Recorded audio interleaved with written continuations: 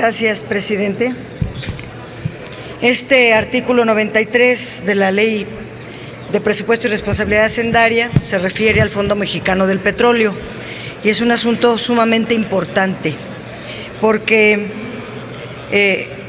recordarán ustedes, en la reforma energética se estableció que el Fondo Mexicano del Petróleo tendría una serie de conceptos conforme se fueran recibiendo los ingresos petroleros. El primer rubro sería para pagar los contratos y las asignaciones, luego los fondos de estabilización, varios, y en la séptima prelación se refiere a los ingresos del gobierno federal, los ingresos petroleros del gobierno federal, que debería de recibir tanto de asignaciones como de contratos, y estos no deberían de ser menores a 4.7% del Producto Interno Bruto. Eso quedó en la Constitución, se hizo la ley reglamentó todo esto, pero se establece que los ingresos del gobierno, las transferencias petroleras, deben de ser del 4.7%. Cayeron los precios del petróleo y el ingreso federal por petróleo es de 2.3%. Para medio componer las cosas, el gobierno, en lugar de ser sincero y decir cayeron los precios, que todos lo comprenderíamos, prefirió tomar los ingresos propios de Pemex y sumárselos como si fueran del gobierno federal, cuando Pemex ya está decretado con autonomía presupuestal. Para que medio se acerque al 4.7, se suma entonces los 2.3 del gobierno más los 2.2 de Pemex y suma 4.5. Bueno, medio se le acercó. Pero esta iniciativa dice que cuando no se alcance el 4.7% del Producto Interno Bruto, la ley de ingresos puede considerar un monto menor. Aquí salta la duda. ¿Puede una ley, como la ley de ingresos, estar por encima de la Constitución? Decir, quito la Constitución y ahora aplico la ley de ingresos. Bueno, si se explicara suficientemente en la ley de ingresos que cayeron los precios del petróleo, que hubo determinadas circunstancias y nadie está obligado a lo imposible, y aunque la Constitución diga que es el 4.7, no puedo, y entonces solo tengo 3.2, pues se vota a favor, hablando con claridad, con sinceridad, con realidad, pero tienen que revolver para decir que están en el 4.5, etcétera. Pero ese no es el punto central. El punto central es lo que sigue, porque dice, la ley de ingresos puede autorizar un monto menor.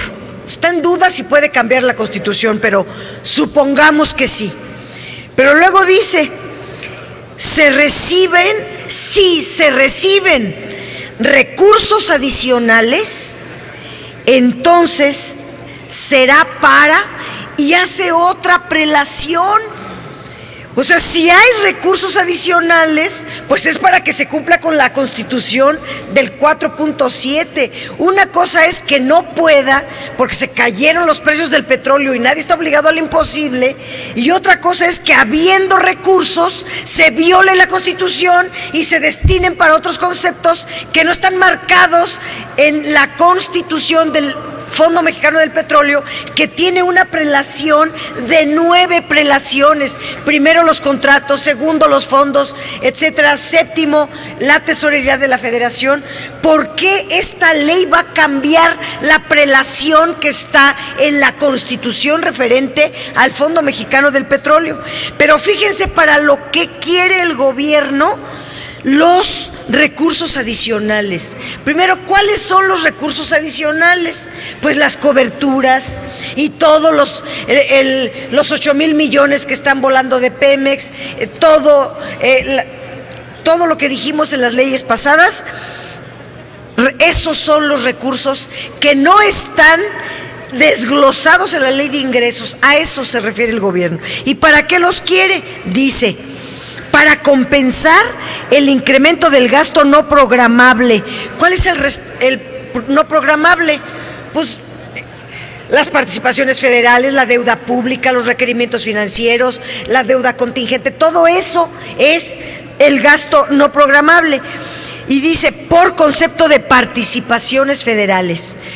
Pero si vamos a aumentar las participaciones federales sí están consideradas en el Fondo Mexicano del Petróleo. Es la prelación número 3. Dice, Fondo de Estabilización de los Ingresos de las Entidades Federativas. ¿Para qué tenemos que agarrar otros recursos de participaciones y sacarlos del Fondo Mexicano del Petróleo para que el gobierno los maneje de otra manera? Otro concepto, costo financiero. Pues si ya se autorizó que los remanentes del Banco de México vayan a pagar parte de la deuda, ¿para qué también otros recursos adicionales? Aquí hay algo que si se disminuyen por devaluación y hasta para ADEFAS, para adeudos de ejercicios fiscales anteriores. Todo esto es modificar la Constitución en el artículo 28, que estableció un Fondo Mexicano del Petróleo con determinadas reglas, prelaciones, características de destino de gasto, y aquí lo están cambiando todo. Y luego dice que hasta para subsidiar las tarifas eléctricas. Y en efecto, ya llegamos al tema, porque todo este año el gobierno ha venido subsidiando las tarifas eléctricas, y yo defendería los subsidios a las tarifas eléctricas en todo momento si se refirieran a las tarifas domiciliarias, pero no son las tarifas domiciliarias. Estamos subsidiando a la gran industria y a los que tienen mucho dinero. ¿Por qué los recursos remanentes no van a la inversión? ¿Por qué no van a desarrollo social? ¿Por qué no van a subsidiar a las tarifas de los pobres? ¿Por qué tiene que ser a los magnates? Toda esta ley es para concentrar la riqueza, una serie de transferencias de la sociedad para el 1% de la población más adinerada de México. Dice claramente que es para cubrir los incrementos en los apoyos a las tarifas eléctricas.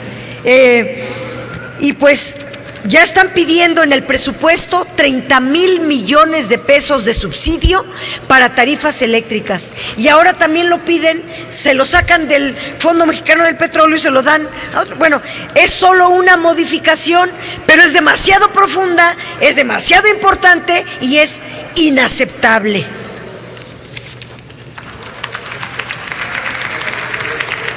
Consulte la Secretaría de la Asamblea en votación económica.